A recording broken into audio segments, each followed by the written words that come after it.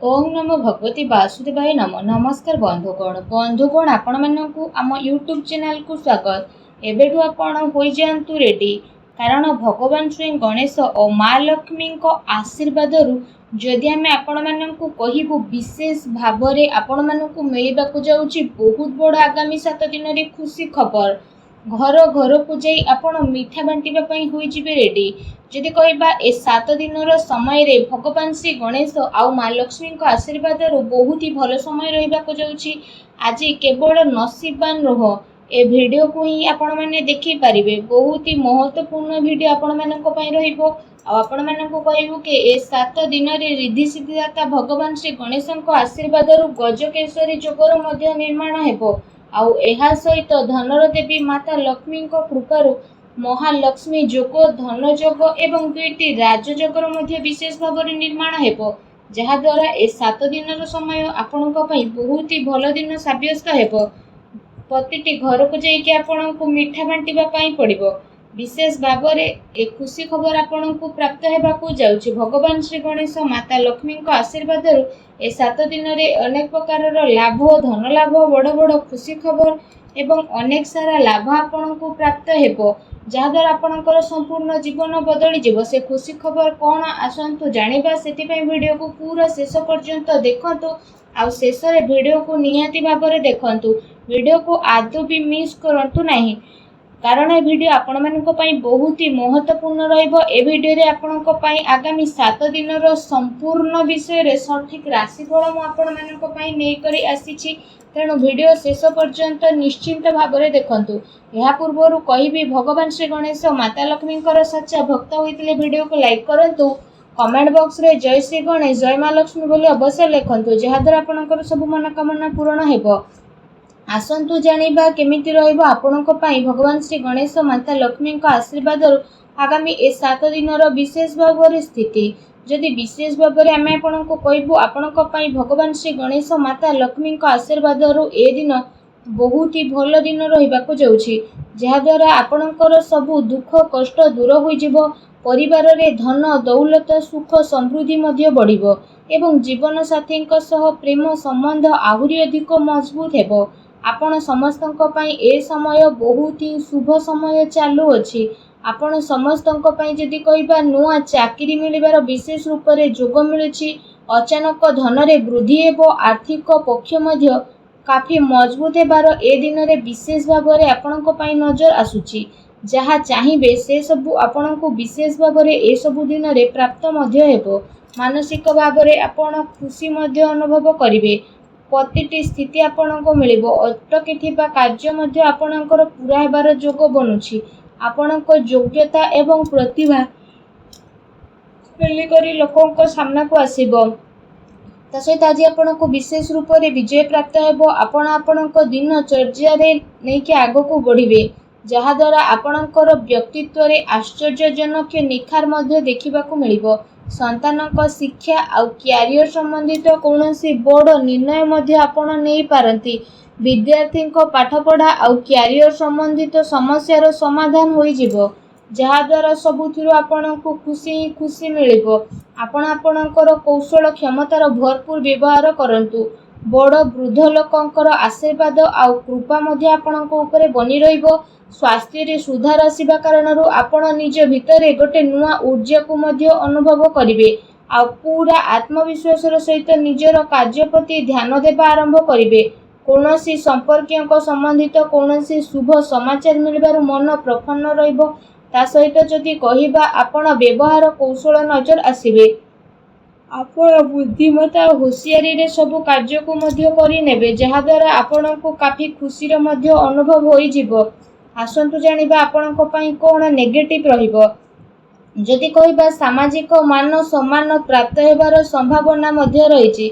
सेथिपई कौनसी भी कार्य को स्थिरता और गंभीरता पूर्वक नियंतु, जहा द्वारा आपणक सफलता और सम्मान मध्य प्राप्त हेबो।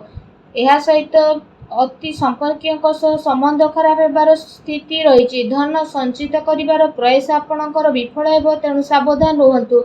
ता सहित आर्थिक मामला रे सावधान बनिबार अति आवश्यकता रहिछि। भाई द्वारा संपत्ति बंटवार संबंधित किछि स्थिति मध्य आपणकर आसी पारे। आपसिक संबंध को बिगाड़ंतु नहीं। युवा वर्ग निजर क्यारियर्स रे कौनसी प्रकार समझौता आपण करंतु नहीं। ता सहित आपणको आपणको क्रोध आउ आक्रोश उपरे काबू रखिबाको पड़िबो। केते थर तरतर आउ उत्साह रे बना जाइथिबा खेल मध्य आपणकर बिगिड़ी पारे, जोंथि पई परिवारर सुख शांति मध्य प्रभावित हेबो। निजर लक्ष्य प्रति कड़ा नजर रखिबा आपणको पई अति आवश्यक रहिछि। ଏହା ସହିତ ଅଜଣା ଆଉ ଅପରିଚିତ ବ୍ୟକ୍ତିଙ୍କ ଦ୍ୱାରା ବ୍ୟବହାରରେ ଲେଣଦେଣ ସାବଧାନତା ରଖନ୍ତୁ। ଆପଣ କୌଣସି ଷଡ଼ଯନ୍ତ୍ରର ଶିକାର ମଧ୍ୟ ହୋଇପାରନ୍ତି। ସେଥିପାଇଁ ଠିକ୍ ଏହା ରହିବ କି ଆପଣ ଖରାପ ଲୋକଙ୍କ ସଙ୍ଗତିରୁ ଦୂରେଇକି ରୁହନ୍ତୁ। ବଡ଼ ଲୋକଙ୍କର ସ୍ୱାସ୍ଥ୍ୟରେ ଆପଣଙ୍କୁ ଧ୍ୟାନ ରଖିବାର ଅତି ଆବଶ୍ୟକତା ରହିଛି। ତା ସହିତ ବ୍ୟର୍ଥ କାର୍ଯ୍ୟରେ ଧନ ଖର୍ଚ୍ଚ ହେବାର ପ୍ରବଳ ଯୋଗ ମଧ୍ୟ ଆପଣଙ୍କ ପାଇଁ ବନୁଛି। ଭୂମି ଏବଂ ବାହନକୁ ନେଇ କୌଣସି ବଡ଼ ଧରଣର କରଜ ମଧ୍ୟ କରିପାରନ୍ତି। ସେଥିପାଇଁ ନିଜର ଆର୍ଥିକ ସ୍ଥିତିକୁ ଧ୍ୟାନରେ ରଖିକି କିଣାକିଣି ସମ୍ବନ୍ଧିତ ଆପଣ ଯୋଜନା ବନାନ୍ତୁ। ଏହା ଆପଣଙ୍କ ପାଇଁ ବହୁତ ଭଲ ରହିବ। ଆସନ୍ତୁ ଜାଣିବା ଆପଣଙ୍କର ଲଭ୍ ଲାଇଫ୍ କିପରି ରହିବ। ଦାମ୍ପତ୍ୟ ଜୀବନକୁ ନେଇକି ସ୍ଥିତି ଆପଣଙ୍କର କାଫି ଭଲ ରହିବ। ଜୀବନ ସାଥୀଙ୍କ ସହ ମଧୁର ସମ୍ବନ୍ଧ ହେବା ସହିତ ଆପଣଙ୍କୁ ତାଙ୍କର ସହଯୋଗ ମଧ୍ୟ ପ୍ରାପ୍ତ ହୋଇଯିବ।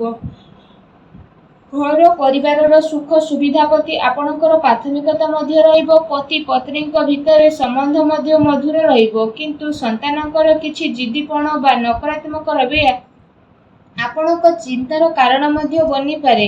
ଆସନ୍ତୁ ଜାଣିବା ଆପଣଙ୍କ ବ୍ୟବସାୟ ଆଉ କ୍ୟାରିୟର କିପରି ରହିବ।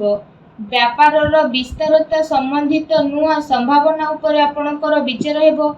ନିଜର ପୂରା ଜୋସ୍ ମାର୍କେଟିଂ ତଥା ନିଜର ପ୍ରଡକ୍ଟର ପ୍ରମୋସନରେ ଲଗେଇବେ। ଚାକିରି କରୁଥିବା ବ୍ୟକ୍ତିମାନେ ଆପଣଙ୍କ କାର୍ଯ୍ୟରେ ସନ୍ତୁଷ୍ଟ ରହିବେ ଆଉ ସହକର୍ମୀଙ୍କର ଆପଣଙ୍କୁ ପୂରା ସହଯୋଗ ପ୍ରାପ୍ତ ହେବ। କାର୍ଯ୍ୟ ବିସ୍ତାରର ଯୋଜନା ମଧ୍ୟ ଆପଣଙ୍କର ବଦଳିବ। ତା ସହିତ ସେ ଯୋଜନାରେ ଆପଣ ପୁଣି ଥରେ ଆଗକୁ ବଢ଼ିବେ। ଏହା ସହ ଚାକିରିରେ ହାଲକା ଫୁଲକା ପ୍ରୋବ୍ଲେମ ମଧ୍ୟ ଆସିପାରେ, କିନ୍ତୁ ଆପଣ ନିଜର ବୁଦ୍ଧିମତ୍ତା ଆଉ ବ୍ୟବସାୟ ଦ୍ୱାରା ସବୁ କାର୍ଯ୍ୟରେ ଆଗକୁ ବିଶେଷ ଭାବରେ ଶାନ୍ତିପୂର୍ଣ୍ଣ ରୂପରେ ବଢ଼ି ମଧ୍ୟ ଯିବେ। କୌଣସି ବଡ଼ ଅଧିକାରୀ ବା ରାଜନୈତିକ ବ୍ୟକ୍ତିଙ୍କ ସହିତ ଆପଣଙ୍କର ସାକ୍ଷାତ ଦ୍ୱାରା ଆପଣଙ୍କ କାର୍ଯ୍ୟ ବହୁତ ଆସାନୀରେ ବନିବ, କିନ୍ତୁ କେତେ ସାରା ମାମଲାରେ ଆପଣଙ୍କର ସ୍ୱାଭିମାନ ଆପଣଙ୍କ ଉନ୍ନତିରେ ବାଧା ମଧ୍ୟ ବନିପାରେ। ସେଥିପାଇଁ ନିଜର ବ୍ୟବହାରକୁ ସାବଧାନ ରୂପକ ରଖନ୍ତୁ। ଏହା ଧ୍ୟାନ ରଖିବା ଆପଣଙ୍କ ପାଇଁ ଅତି ଆବଶ୍ୟକ ରହିଛି। ଆପଣଙ୍କର କୌଣସି ମହତ୍ତ୍ୱପୂର୍ଣ୍ଣ ବ୍ୟବସାୟିକ ଗତିବିଧି ମଧ୍ୟ ଲିକ୍ ହୋଇପାରେ। କର୍ମଚାରୀଙ୍କର ଗତିବିଧିରେ ଆପଣ ନଜର ରଖନ୍ତୁ ଏବଂ ଶୀଘ୍ର ହିଁ ସ୍ଥିତି ଆପଣଙ୍କର କାବୁରେ ଆସିଯିବ।